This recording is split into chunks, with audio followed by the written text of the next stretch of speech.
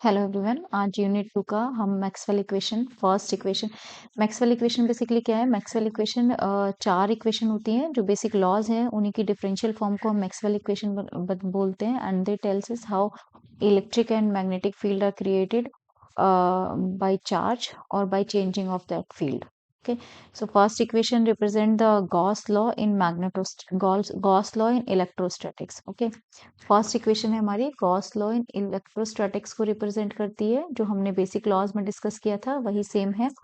तो इस लॉ के अकॉर्डिंग हम अगर देखें तो हमारे पास मैथमेटिकल फॉर्म इसकी होती है integration E D S is equal to Q by epsilon not, right. So total electric flux passing through any closed surface is equal to 1 upon epsilon naught of charge within that surface, right। ये हमारे पास statement है किसका? Gauss law in electrostatics,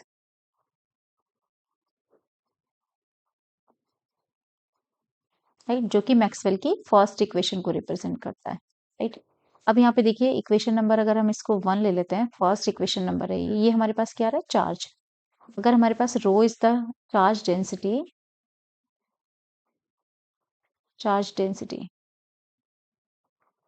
then q is can be written as integration rho dv in term of charge density. So the equation 1 will be, substitute this value in equation 1.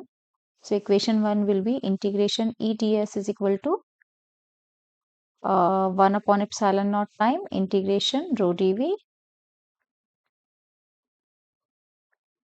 हमने यहाँ पे q की जगह पे ये value put कर दी, integration रो dv आ गया हमारे पास। इक्वेशन नंबर 2 ले लेते हैं इसको।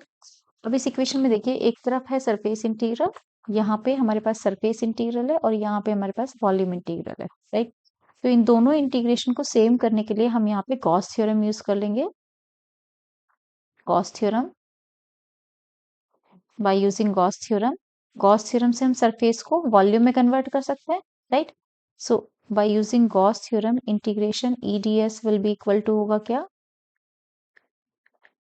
Integration of divergence E D we.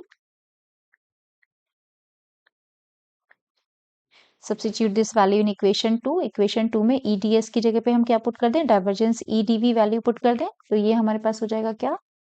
Integration of E D V is equal to 1 upon epsilon naught times of integration rho dv। दोनों तरफ हमारे पास क्या आ गया? वॉल्यूम इंटीग्रल आ गया, राइट साइड में भी और लेफ्ट साइड में भी, दोनों साइड क्या है हमारे पास? वॉल्यूम इंटीग्रल आ गया।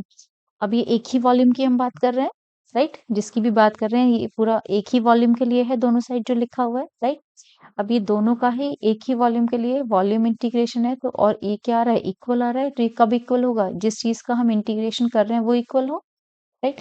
तो यहाँ पे इंटीग्रांड्स को इक्वेट कर देंगे हम। इक्वेशन 3 अगर ले लेते हैं, so the equation 3 will be true only when divergence, ये डाइवर्जेंस मिस हो गया, यहाँ पे डाइवर्जेंस आएगा, डाइवर्जेंस ई, क्योंकि ई डी एस की जगह वैल्यू पुट करेंगे तो डाइवर्जेंस ई डी वी आएगा यहाँ पे।